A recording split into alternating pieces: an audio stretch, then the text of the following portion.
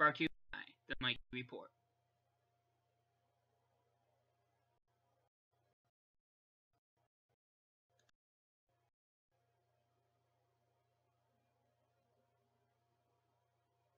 Hello, ladies and gentlemen, and welcome to the Mikey Report. Our weather alert. Glad you can be with us here inside our studios. Now, we have been focusing a lot on the weather pattern that's up. Honestly, was the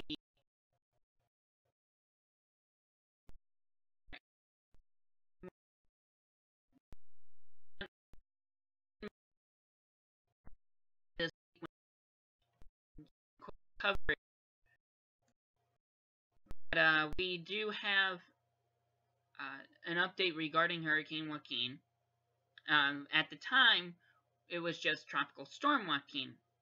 Now it's Hurricane Joaquin. Before today, before this evening, it maxed out to a Category 4 hurricane, and it has hit, and pretty much it's catastrophe in the Bahamas. So it is definitely it had been a major hurricane, still is a major hurricane at this point in time, but the impact on the East Coast is not going to be had. So the only impact right now that we've been having is a lot of rain from a system, and which has stalled.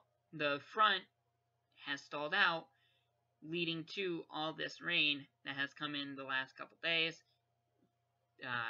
If it hasn't cleared out by now, it's going to be cleared out by midday tomorrow. But let's move forward to everything with Joaquin, as we're going to primarily look at these forecast models, these spaghetti strands. These are all the different forecast models that there have been. Only one has it hitting the Florida-Georgia coastline, as you can see. We have the couple that have it going near Cape Hatteras, but as you can see, the majority of them have them going more out to sea, more toward Bermuda and the upper Atlantic, nowhere near the coastline. There'll still probably be some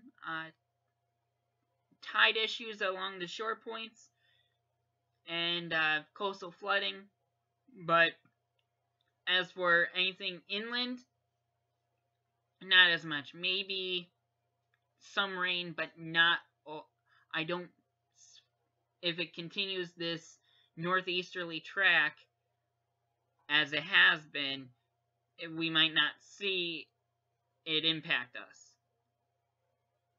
Now, I get a lot of people have asked me, would it have been in the early track? Is it like Sandy? Probably it could have been if it stayed the course it did, but it is not. Now, unless it makes a huge sharp turn west into the States, I don't see anything transpiring within this next week, as we'll move on to our actual hurricane track, the last one that we had gotten, because the National Hurricane Center updates every 3 hours. So our next one would be coming in about 13 minutes. But because it's 7:47 here on the east, so we wouldn't be getting anything until our next report, the next one in 13 minutes. But because we're doing it now, we're going to give you this update, and it dropped to a Category 3, as you saw on the previous forecast model, that it was a Category 3 at the 5 o'clock reading. So, as it continues up the Atlantic, it's gonna downgrade, of course. Gonna go down to tropical storm. Looks like Monday evening into Tuesday, when it's pretty much passing New England. But it's gonna lose a lot of strength being in the open ocean, and it's dead set for Bermuda. So Bermuda, make sure you guys are ready if you are not. Or else we'll lose you. So we're looking at really nothing, except maybe strong winds or a very outer edge band from Joaquin, but it is not it's not expected to hit us. We're away from the eye of the storm, so it was necessary for emergency preparedness to make sure things are set. Like shore points, you'll get the high tides. Like I said, you're gonna get some impact of the wind on the shore points, no question about it. Because hurricane force winds are hurricane force winds.